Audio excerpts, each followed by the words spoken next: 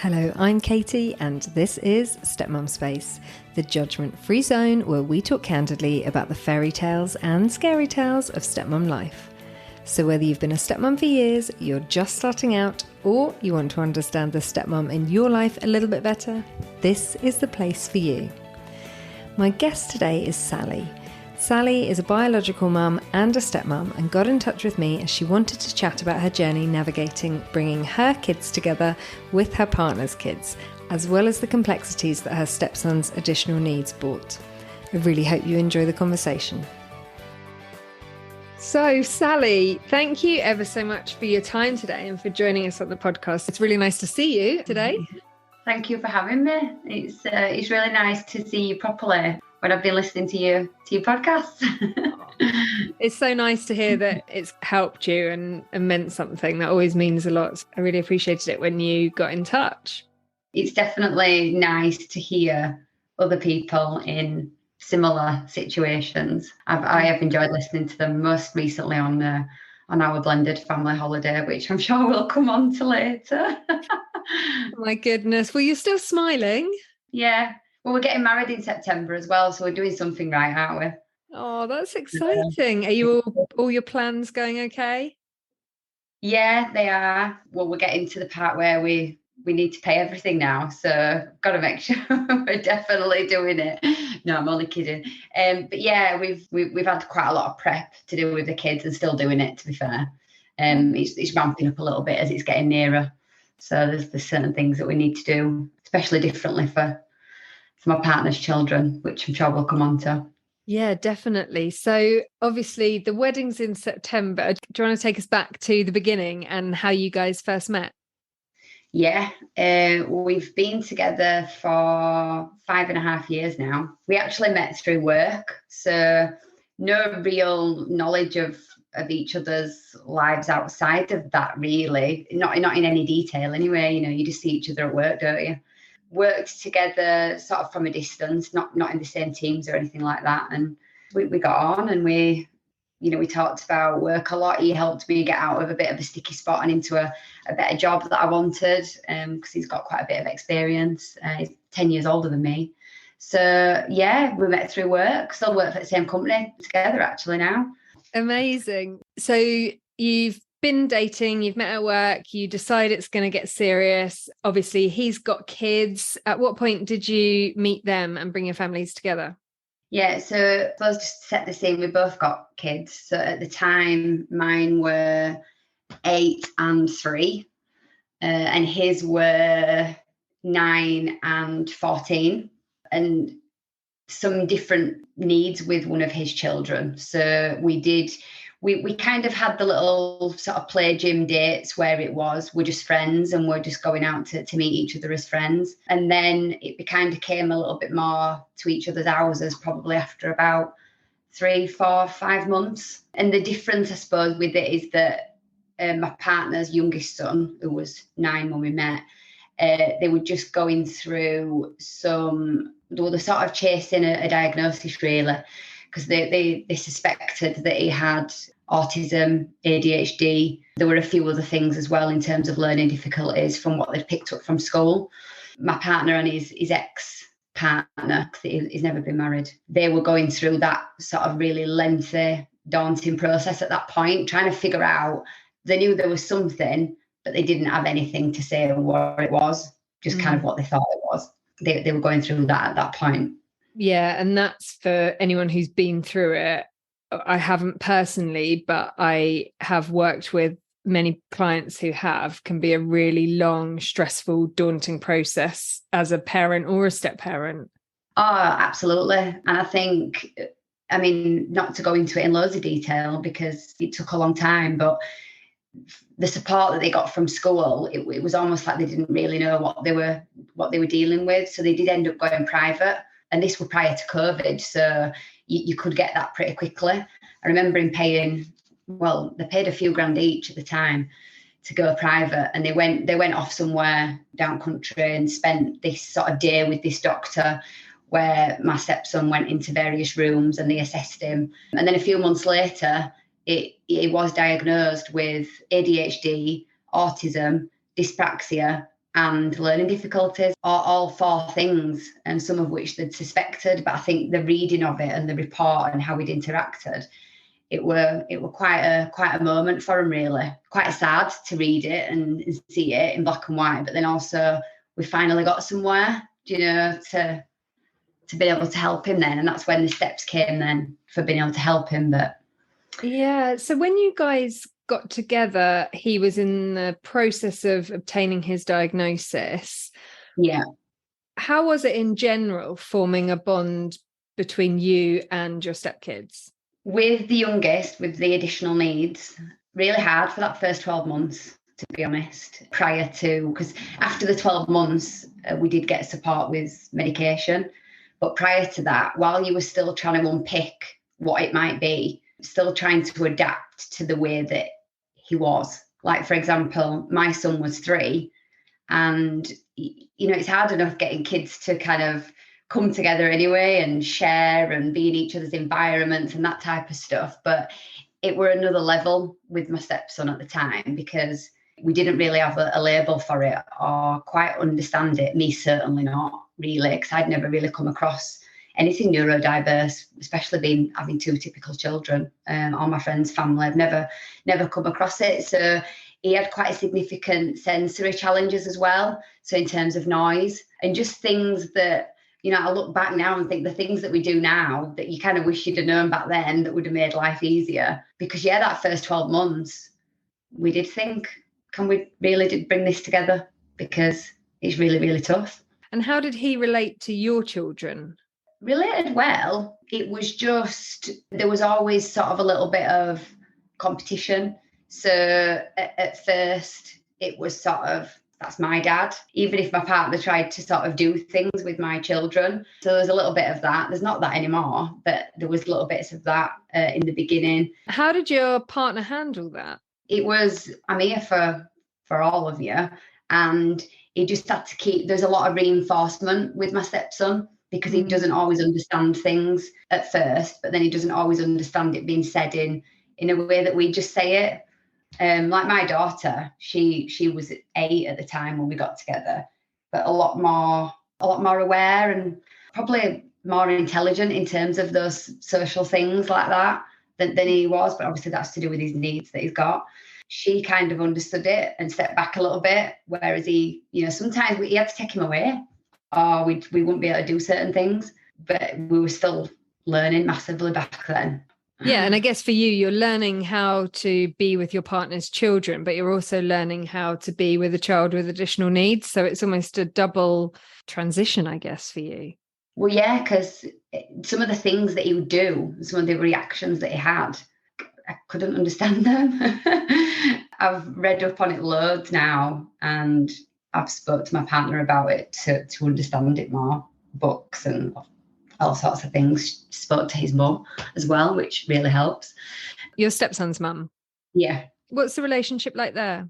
It's good. Yeah, it's as good as it can be. The first probably 12 months when I think she found it really hard, not really knowing why he was like he was. He did go through a period of aggression as well.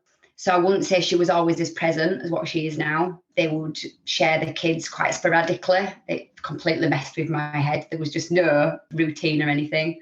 So in those early days, I think when I look back now, she probably had a lot of frustration, and probably a lot of frustration at my partner because of the lack of routine as well. I do try and see it from a woman's perspective, and it's definitely a lot better now. So if I'm having trouble with my stepson now, I feel like I can bend her ear a little bit and say, is this just me? Wow, that's really, really nice for you to be able to have that confidence that you can say, I'm having a bit of trouble with him. Can you help me out? Is it just me? And actually really lovely to hear your empathy and your approach for her, and actually kind of saying maybe it was my partner. Yeah. And I haven't always had that, don't get me wrong. There's been times when I've thought, oh, here we go again. Things would get changed or cancelled, or can you just, a lot of that. But yeah, it's definitely better now. You got there 5.5 years down the line. Were there any big turning points with you and the ex? I think it was it was 4 years ago. My partner, he had, he's only 45 now, so early 40s. He had a brain tumour, and it was just sort of a lump on his head that was causing him headaches, and, a few trips to doctors, and literally a day later he had brain surgery, which were a bit of a shocker. He ended up having sort of 4 months off work. Wow. And I think that were a bit of a turning point, because my partner, he couldn't have the kids as much in that 4 months time. And then shortly after that, she met somebody as well, which seems to have helped. She seems really settled. I think with a few different things like that, it's definitely helped, because we had to kind of come together a little bit when he was poorly. She had to have the kids a lot more. And I did lean on her a little bit, because I felt like I'd lost him for a little bit for those 4 months, because he weren't himself. So probably that, and then shortly after, meeting somebody else. Yeah, I guess when you have a serious health issue in front of you, you kind of realise what's important and what's not. Yeah, definitely. How is he now? He's great now. He forgets everything, but I think that's most blokes, isn't it? Well, I don't know. Like, I'm in my 40s and I get brain fog all the time. So I'm always like, I can remember all the words to all the Kylie songs of the 80s, but I can't remember why I'm standing upstairs. What have I come here for? Yeah, I'm a list person. I've got list upon list. So you mentioned that when you first got together with your fiance, there was very little structure and routine, and you've kind of helped put that in place, and that's helped you. And by the sounds of it, helped BioMum. And I would imagine that that's actually helped your stepson. Oh, massively. One of the big things about autism and ADHD as well, and the neurodiverse brain, or certainly how he works, because everyone's different, is he thrives and needs routine. So now he knows exactly what he's doing, and has done for a number of years now, to be fair. So he knows the weekend, he knows it's a couple of nights in the week, he knows what time he's going home, he knows where he's going. The funny thing is that whilst we do, things happen, don't you, in families, you can't always plan everything. And what we've realised probably only in the last few months is, if something changes, say in the weekend that we've not got him, we'll actually message BioMum and say, can you just let him know that we're going to be doing this when he comes home? So now she can kind of sow the seed for us. So when he comes back, that makes such a difference. And we've only quite discovered in the last few months how much difference that actually makes. So we're still learning. Yeah, of course. And I guess all parents are learning, but it's really nice that you've got that relationship with the ex where everybody's putting your stepson at the center and being adult about it, and you're able to say, can you tell him this? And she's like, yeah, no worries. Because for me, that sounds totally logical, and it's in your world and it's totally logical for you. But I bet there's people listening to this who are like, oh, I wouldn't be able to do that with my child's biological mum. So just, yeah, really, really nice. So just to circle back to you guys when you'd met the kids and you were still kind of doing what seems to be the classic, oh, we're friends, getting to know each other, not to freak out the kids. At what point did they become aware that it was a relationship? It was probably, it was just after one Christmas. So he'd actually come and spent New Year's Eve with my family. Just him as well, not his children. And I was with my children, and he'd come and spent New Year's Eve with us. How long had you been together at that point? We'd only been probably meeting with the kids, having the kids as friends for about 2 or 3 months. Okay. So been together around 6 months-ish. And how did your kids take to the news that, mum had a partner? Do you know what? They were only young, so they were fine. I know initially, because their dad was on his own, I think they were always that, dad's on his own. But no, they were absolutely fine, and they did take to my partner. They liked him, and because they knew him as well, it wasn't like he just sort of come along. So they just realised we were spending more time together, and he's one of these where he makes them laugh, and he's always a bit of a joker. So that always goes down well with kids when they're little, don't it? Yeah, exactly. When did you and your partner tell your stepkids you were in a relationship? It was probably a month or so after that. We were conscious of my youngest stepson and kind of him and the understanding of it. But then the older one, so he was 14 at the time, he was quite happy. He was in his own little bubble with his friends. Still is a little bit, to be fair, because he's nearly 20 now. He'd never really known Dad have anyone because he'd been single for a few years before he'd met me. He'd been split up with the mum for a while. So I think he was quite like, oh, Dad's got someone. So he was quite positive. And being a boy and a teenager, I imagine, is probably a bit different to coming in with a girl who's a teenager, maybe. I don't know. Yeah, I mean, research and my client base would agree. Yeah. How did you build a relationship with your younger stepson? Because I have had quite a few emails over the last couple of months from women with neurodiverse stepchildren who are wanting a bit of advice, a bit of support. And it'd be good to understand how you forged that relationship with him. I've definitely got a bit of a mantra, which is pick your battles. There's certain things that I just, even still now, don't take on. That will be my partner's job, if you like, or something that he needs to speak about. What sort of things?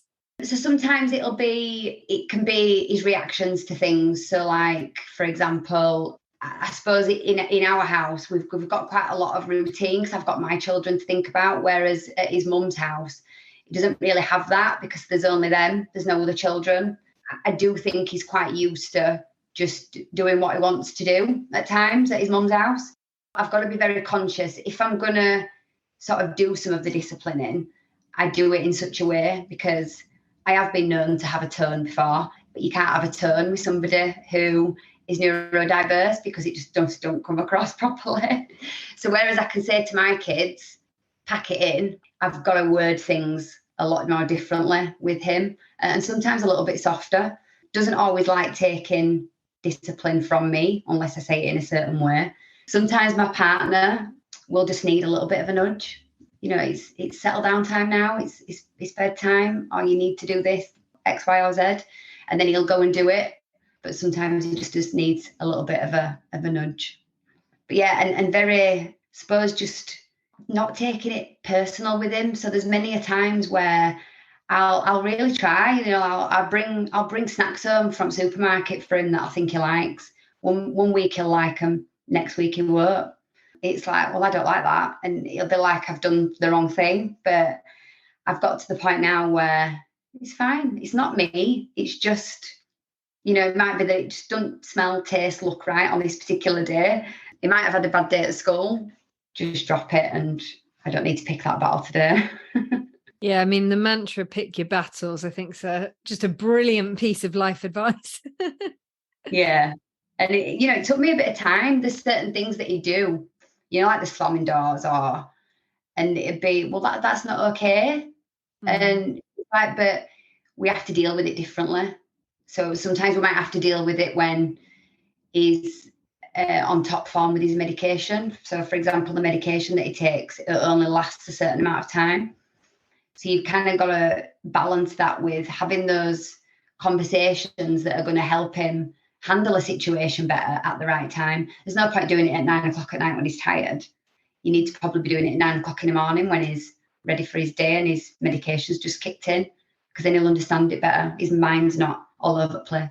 There's a lot. I mean, step parenting's complicated enough anyway, and this obviously added an extra layer of complexity for you. How did your children relate to your stepson, and did they ever feel or voice that they felt that he was being treated differently? Yeah, loads. And that's been the hardest part for me, and why we've lived apart for so long, because I've just constantly had my children on my mind and the impact on them. Probably more so when they were really young. There were things picked out that, well, he can do this, or sometimes it were even, well, he spoils things, because there'd be certain things we'd go and do, and for whatever reason there'd be, something he didn't like. Or take bowling, for example. We just don't go do things like that, because it just turns into something that's spoiled. Is that because of kind of all the lights, all the noise, all the overload? Yeah, massive sensory overload, competition as well. My stepson has got this fear of coming last, and I don't know where that's really come from. but always likes to kind of be winning something or doing well at something. And I don't know whether that comes from, he hasn't been involved in your typical team things, like your football teams, all that type of stuff. I don't know where that comes from. We can do stuff like that now if with the right prep. I don't love it, I'm not going to lie. I don't say, let's go bowling, because I don't really want to go. But if the kids really want to do that, then we have to set the stall out before we go. So yeah, there were things like that where my kids, they found that he did spoil things at times. And then my son, because he was only sort of 3 and 4, well, probably more nearer 4 when we introduced properly, just didn't get why he reacted like he did sometimes, why he didn't want to play nicely, or why he didn't always have kind words and all that type of stuff. And that's probably only just got better in the last 12 months. So that's taken a long time with the kids. My daughter, because she's like 13 now, it's like water off a duck's back with her now. She's really good with him. She understands him. She'll sometimes do your little eye roll or, just okay, and just let it go. A bit like me, picks her battles. But yeah, in the first few years, she were only little as well. So she thought it were a bit of a pain, for want of a better word. But yeah, it definitely were worse when they were younger. That we couldn't have lived together, no chance. Yeah, I was interested in that. So you mentioned that you guys lived separately for a long time. Tell us a little bit about that. Yeah, well, we tried to live together, actually. We did actually both sell up. Now, that's a bit of a nightmare. It's put me off ever wanting to move house ever again. We both sold up. It fell through. And it was like, I do sometimes say that things happen for a reason. And when it fell through, there were all sorts of different things with the kids. And I remember thinking, I'm going to leave it a little bit longer. Let's just stay separate for now. This isn't going to work. They were too young. And it was quite quick, really, probably after we'd met. So we left it probably another 2 years. Started spending our weekends with the kids together. So we'd probably have our Fridays sort of separate and with our kids, but then on a Saturday night, we'd bring it all together. And you mentioned your children's biological dad and obviously your stepchildren's biological mum. So were you coinciding on schedules? Did you both have your kids on the same weekends and then not have your kids the following weekends? Yeah, we did actually. That worked quite well, especially when my other half got into a routine and actually, knew what he was doing. Yeah, so you had that time. So you had that time as a couple to really get to know each other and connect, and then I guess go back to your other houses and your kids, and not to devalue the wonderful experience of having kids, but go back to the daily grind. Yeah, and I look now and I think those Saturday nights sometimes were carnage, awful. He'd leave on a Sunday morning, we wouldn't speak. Sometimes he'd leave on a Saturday night. Blow up beds and out of routine for my stepson, nightmare. But by that point, when I look back, we weren't in a good space with the medication. We'd not got it right at that point. When I think about some of the meltdowns he did have, I kind of get it now, because we won't put ourselves in that position now. But we had to learn from it. So, even just like having a takeaway or a meal together, we can't do that together because he can only have beige food. So we'll all eat the same thing and he'll eat, well, chicken nuggets and chips. So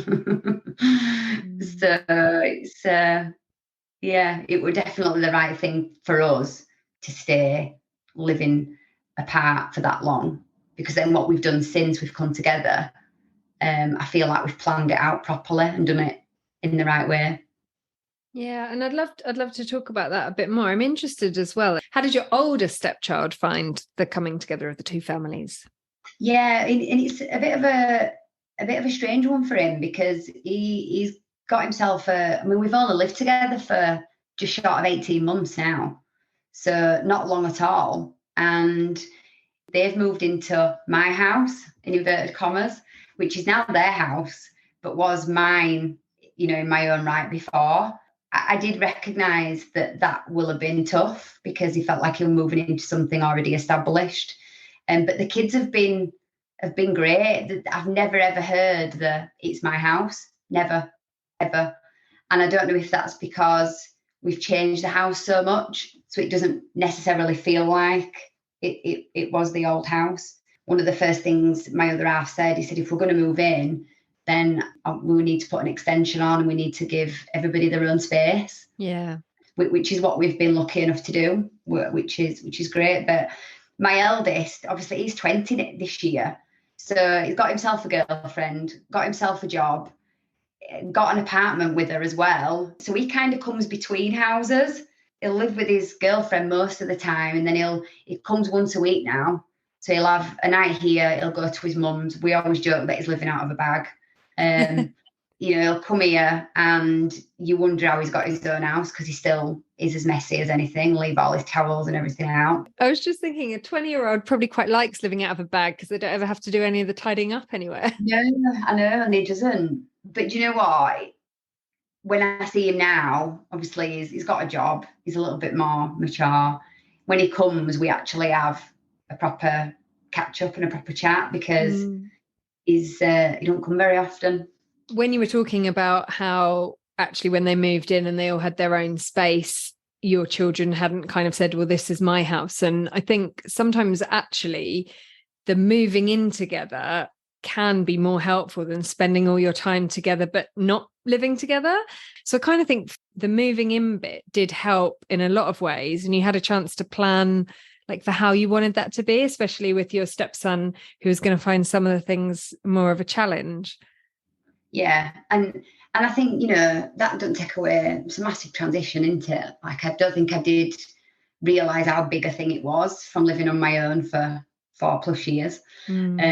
But yeah, in terms of the routine and the meltdowns are definitely less. It's home, so he can just take himself off to his own room, which sometimes I need him to do, because it can all get a little bit consuming, as you can imagine, especially when they're all here. That's the other thing, isn't it, about when you bring two families together? It's like suddenly there's so many more pairs of shoes to find a home for in the hallway, and just so much more stuff. And dinner times, you kind of think, fuck, am I going to have to like create an actual menu for all these different kids' preferences? And you're talking about your stepson, so it's not to say it's easy by any stretch of the imagination, particularly if you're I was by myself with my son before, as you were with your children. You kind of got your groove, you know what you're doing, you just got your kind of nice little routine going on. So yeah, so it's really nice to hear that your stepson has now been able to get himself into a nice routine.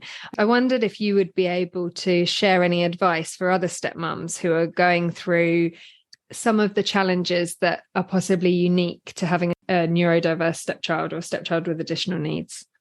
Yeah, I think definitely talking about it with my other half, because there's been times in these last few years where we've not, and I've like let things fester, and especially kind of overthought how I feel about things, and not until I've actually said it out loud to him that I've realised that we can kind of do it together and just challenge the status quo sometimes. I mean, he'll have told me so many times, well, he's like this because of this, and this makes him like this. But does it though? Is that just something you've always just accepted to make your life easier? And some of it is because of how he is, but some of it, you don't need to always be that way. You don't always need to have that conflict. And sometimes sitting down and talking to him about it, and actually sometimes calling out that behaviour, because I cannot be pussyfooting around everybody in my house. You just can't, can you? So sometimes it's got to be, this is how I feel. I feel like I'm walking on eggshells. I need you to help me do something about it. So definitely communication. I mean, he's never been a talker, but he says you've made me a talker. So sometimes needs a bit of a push, but yeah, you've just got to, and I think sometimes it helps me to say it out loud how I feel. So, I'm finding him really challenging to my other half sometimes, and he'll go, yeah, no, I understand. And sometimes just knowing that he's finding it hard helps me, because I think, well, he's your son, so if you're finding it hard, I'm quite valid in how I'm feeling then, aren't I? Yeah, definitely. It's I mean, it's hard all the time. It's really great as well that you have got that with your partner where you can both say it, and also with his mum as well. Can now, yeah, definitely gone through times where I've bit my tongue so hard it hurts, do you know? Yeah. I've accidentally pierced my tongue. Any other words of wisdom you have? I think I have had so many friends and family who have said to me, "You're mad. You're mad." I would have walked away. I would have walked away. But there was just something, and we still sit now. Like we were planning some wedding songs the other night, and we were like, "I can't believe we've got here. You know, can't believe it." And we don't for 1 minute imagine that it's going to be easy just because we're getting married. God no. We know that my daughter will be next one because she's 13. She's going to keep us awake at night. I know she is. But and I think that's the thing. He'll sort of say she'll keep us awake because we're a team. You know, I do pick my battles still. I don't get involved in everything. I know I've listened to quite a few of your podcasts where, you know, there's mums sort of saying we've got to stay in our lane, but then we're expected to do all this other stuff. And I do all the nice things for him. You know, I'll make sure all his uniforms ironed, and I'll make sure I find out if he's had a good day at school, and I'll take him to places with me and the kids. But then there's certain things that I just leave to my other half. If he's not eating something and I think he should be, you know, I just try and just, you know, does it really matter in grand scheme of things, some of it? And when you've got a routine with your kids, like you said, you've got used to being with your kids for years, you've got a routine, they eat with a knife and fork, all that normal stuff. And then suddenly you've got someone coming in who don't really push those sorts of boundaries, then I've just had to learn to let some of it go. Yeah, I think that's so key, because I look at some of the things that used to really bother me with my stepdaughters, and when they first came into my life, they were sort of similar age to my youngest two children now, similar.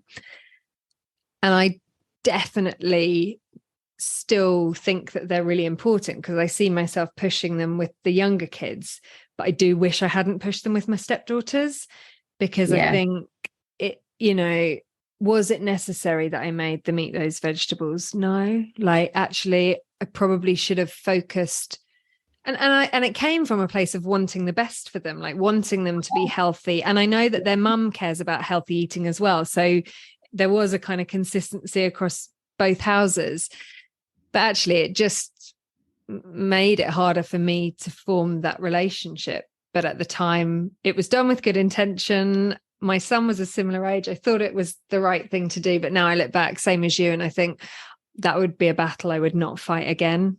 Yeah, definitely. Just gave me more stress and probably made them think more negatively of me. I think sometimes it's a case of, oh, here she comes with the rules again. She wants me to do something else that I don't want to do. It's like the bedroom thing. I like bedrooms tidy, but I just shut door on it now. It'll be what it'll be. It'll tidy it. Just maybe not in my expectations.